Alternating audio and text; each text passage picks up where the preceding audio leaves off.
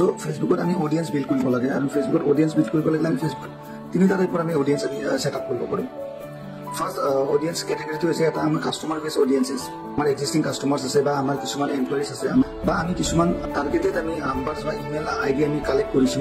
সেই particular customer বেসৰ আমাৰ list আছে বা আমাৰ পাৰ্টিকুলাৰ আমি যাক টাৰ্গেটিং কৰি আছো তাৰ যদি আমাৰ ফোন নম্বৰছ থাকে বা ইমেইল আইডি থাকে ফেসবুকে আপলোড কৰি দিম আৰু ফেসবুকে এটা টাইমৰ পিছত 10-15-20 আধা ঘণ্টাৰ পিছত ফেসবুকে ৰিকগনাইজ কৰিব যে যিকেইটা নাম্বাৰছ আমি আপলোড কৰিছিলো সেই আপলোড কৰা নাম্বাৰছ কেইটাৰ পৰা তেওঁলোকে কোনকেইটা নাম্বাৰ একচুৱেলি ফেসবুকৰ আইডি হিচাপে মানে সিলেক্ট কৰিলে আৰু তেওঁলোকক সেই টাৰ্গেটেড মানুহখিনিক এড চলাব পাৰোঁ ডেট মিনছ যদি আমাৰ হাতত পুৰণা কিছুমান কাষ্টমাৰ্ছ নাম্বাৰছ আছে আমি জানো যে এই কাষ্টমাৰখিনিক যদি আমি ৰিচ কৰিব পাৰোঁ তেওঁলোকক যদি আমি এটা মাৰ্কেটিং মেছেজ আমি দেখাব পাৰোঁ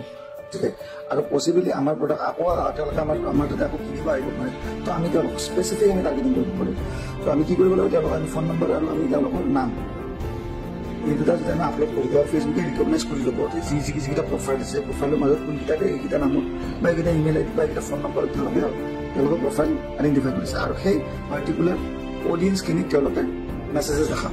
বা মাৰ্কেটিং মেছেজ দেখাব এইটো এটা মানে হাইলি টাৰ্গেটেড আমাৰ একচুৱেলি মানে ফেসবুক মাৰ্কেটিং হয় আৰু আমি ইয়াত আমি এটা ফেসবুক টেষ্ট কৰিব পাৰোঁ এনেকুৱা নহয় যে আমি এটা কেম্পেইন আমি গুগলত ফেসবুকত আমি এটা কেম্পেইন বাজেটত আমি এটা টাইমিং ল'ম আৰু এই বস্তুটোত আমি এডটো চলাই পেলাই আমি চাম যে আমি ৰিজাল্ট কি পালোঁ ৰিজাল্ট মিনছ আমি লিড কি পালোঁ যদি আমাক লিড লাগে আমি যদি আমাৰ ই কমাৰ্চ বেছ চিষ্টেম হয় যদি আমি ইফালে আমি চেলছ কি পালোঁ আৰু যিটো আমাৰ পইচা আমি লগালোঁ মাৰ্কেটিং বাজেটটো আৰু তাৰ